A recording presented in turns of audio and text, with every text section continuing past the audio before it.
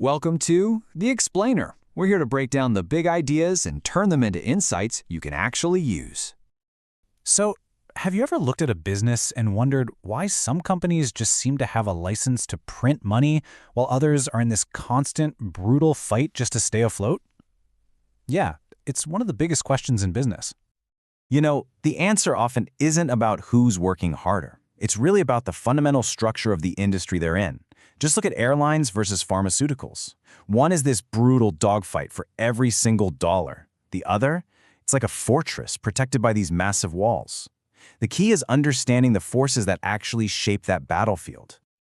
And to help us figure this puzzle out, we can turn to a really powerful mental tool from all the way back in 1979, Michael Porter's 5 forces. Think of it like a map.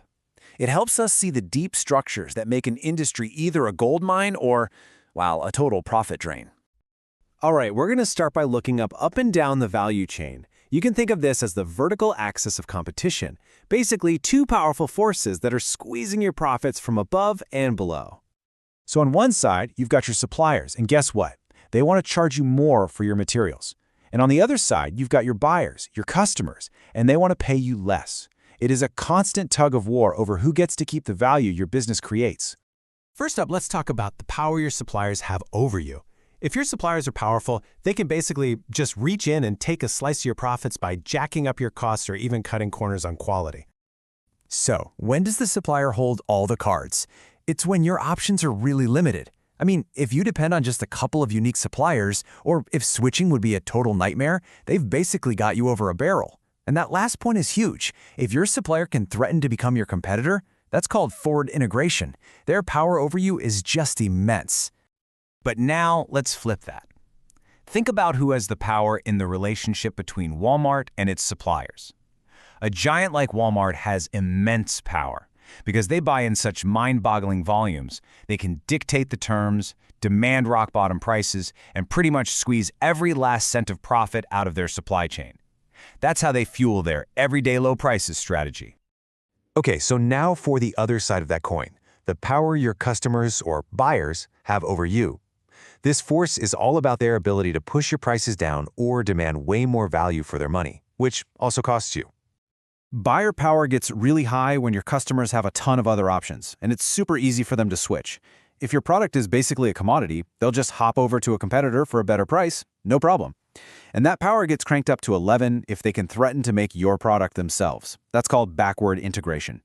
Just imagine a big car company threatening to make its own tires instead of buying from you. That gives them incredible leverage. Just think about fast fashion. As a shopper, you have an endless list of choices, and the cost to switch from one brand to another is literally zero. That's exactly why these brands are in a constant battle over price and are churning out new styles every week.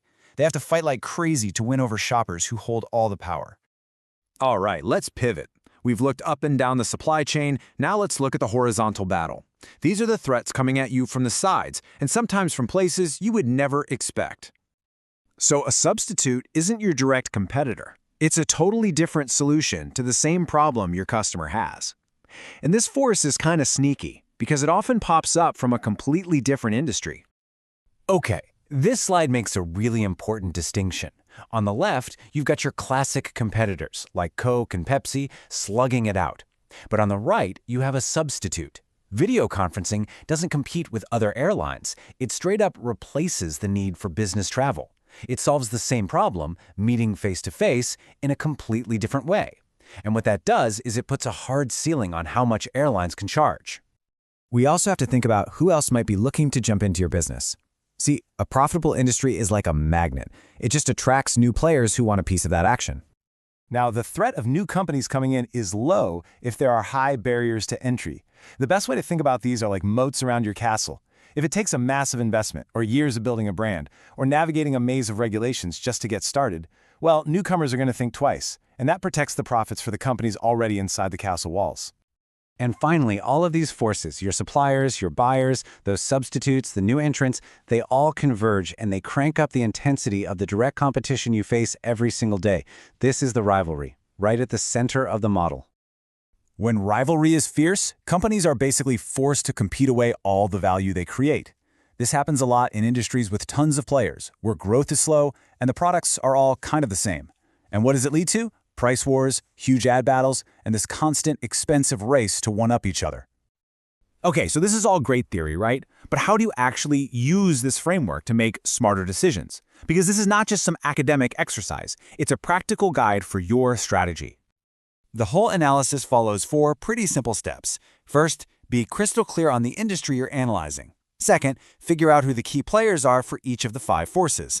Third, analyze how strong each force is. Is it low, medium, or high?